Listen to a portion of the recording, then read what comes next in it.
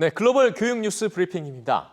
미국 대통령 당선인 조 바이든의 인수위가 이번 주 주요 교육 정책을 발표할 예정입니다. 코로나 학력 격차 해소 방안과 유학생 정책 변화가 담길 것으로 예상이 되는데요. 취재기자와 자세한 얘기를 나눠보겠습니다. 자, 서연아 기자 어서 오시죠. 네, 자, 코로나 교육 격차, 미국도 우리나라처럼 심각한 상황인데, 우리도 그렇지만 이런 격차를 일단 얼마나 큰지를 파악하는 것부터가 중요하지 않겠습니까? 근데 이걸 파악하는 그 과정부터 좀 논란이 되고 있다고요.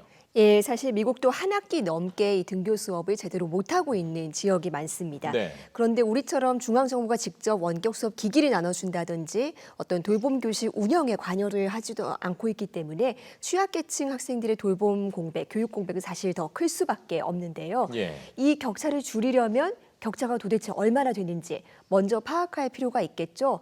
이 어떤 형태로든 진단평가, 즉 시험이 필요할 수밖에 없는데 이 시기와 방식을 놓고는 의견이 엇갈리고 있습니다. 네, 그럼 어떤 방식들이 지금 거론되고 있는 거죠? 예, 미국에도 우리나라의 이 국가 수준 학업 성취도 평가와 비슷한 제도가 있습니다. 네. 이 연방법에 규정이 되어 있는 상황인데 올해는 코로나 때문에 50개 주 모두가 시험을 치르지 못했습니다.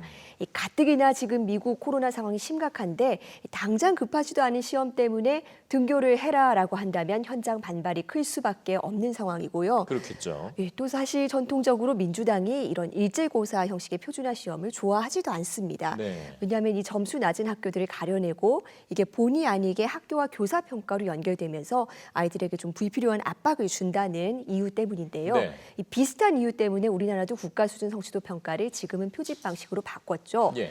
그런데 올해는 상황이 참 묘합니다. 이 바이든의 핵심 공약이 교육 격차 해소인데 격차를 해소하려면 이 도대체 누가 교육 과정을 못 따라가고 있는지 일단 파악을 할 필요가 있고요. 그래서 이 민주당 고위 관계자들도 진단 평가의 필요성을 주장하고 있습니다. 네. 일단은 이번 주로 예상된 인수위 발표에서 당장 시험 재개를 선언할 가능성은 낮지만 장기적으로 이 진단 평가를 어떻게 개선해서 시행할지를 놓고는 고민이 이어질 것 같습니다. 네, 말씀하신 것처럼 일단 파악이 제일 중요하니까요. 고민을 좀 해야겠네요. 자, 다음 얘기로는 이제 유학생 정책인데요. 큰 변화가 좀 예상이 된다고요. 예, 아무래도 이 트럼프 시대 유학생들 발목을 잡았던 행정명령들은 이 차례로 좀 철회가 될 가능성이 높습니다. 네. 일단 이 이슬람 유학생들 대상으로 한 입국 금지 조치는 바이든이 취임하는 즉시 바로 첫날부터 해제하겠다고 약속을 했고요. 예. 이 유학생들 대상 비자, 이 특히 취업 비자 H1의 발급 요건도 완화할 가능성이 큽니다. 네. 이런 방침은 어떤 인종의 다양성을 존중하겠다는 정치적 이념 때문이기도 하지만 사실은 조금 더 현실적인 문제를 고려한 것인데요. 이 미국이 전통적으로 우수 인재를 끌어들여서 성장한 나라입니다. 그렇죠. 그리고 이 미래 사회로 갈수록 기초개발 연구로 이 머리로만 하기에는 안 되는 측면이 있습니다. 네. 장비를 돌리든지 시험을 하든지 이 연구를 좀 실제로 구현해줄 인력이 필요한 건데요. 이런 인력들은 전문 지식을 갖춰야 되기 때문에 외국인 입국을 막는다고 국내 인력으로 다 대체되기는 어렵습니다. 네. 그런데 트럼프 행정부에서는 자국민을 보호한다는 명분으로 외국인들의 비자 문턱을 잔뜩 높여놨습니다. 그렇다고 해서 고용시장이 획기적으로 살아나지도 않았고 전문 인력의 유입만 낮아지면서 연구 여건이 일부 어려워진 측면이 있습니다. 바이든은 이런 상황에 대한 개선 의지가 확실한 만큼 인수위 교육 정책에도 유학생 관련 정책이 많이 포함될 것으로 보입니다. 네.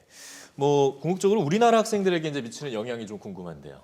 네, 사실 좀 미국에 한국인 유학생이 많습니다. 네. 중국과 인도에 이어서 3위인데요. 사실 이 학생들이 트럼프 시대에 상당히 좀 힘들게 지낸 측면이 있습니다. 학교 정책 때문에 어쩔 수 없이 원격 수업만 받을 수밖에 없는데 학교를 안 오니까 비자를 취소하겠다 이런 통보를 갑자기 받기도 하고요. 네. 비자가 막히면서 능력이 있어도 현지 취업을 못하고 그냥 본국으로 돌아오는 사례도 속출했습니다. 이렇게 법적인 신분이 불안하다 보면 아무래도 대학이나 직장에서 각종 계약 관계를 할 때도 을의 위치가 될 수밖에 없는데요. 바이든 시대에는 일단은 이런 불이익이 줄어들면서 미국 진출이 전반적으로 수월해질 가능성이 있습니다. 예. 문제는 이 민주당의 의회, 이 특히 상원에서 다수당이 되지 않는 한은 실제 추진에 시간이 좀 걸릴 수 있다는 겁니다. 현재 상황이 그렇게 만만치는 않은데요. 이 조지아주의 결선 투표가 완료되는 내년 1월께에나 의회의 세력 균형을 판가름할 수 있을 것으로 전망됩니다. 네. 지난 몇 년간 특히 또 올 한 해 우리 학생들이 좀 많은 고충을 겪지 않았습니까? 이런 부분들이 좀 속히 해결이 되기를 바라보겠습니다. 서연아 기자 수고했습니다.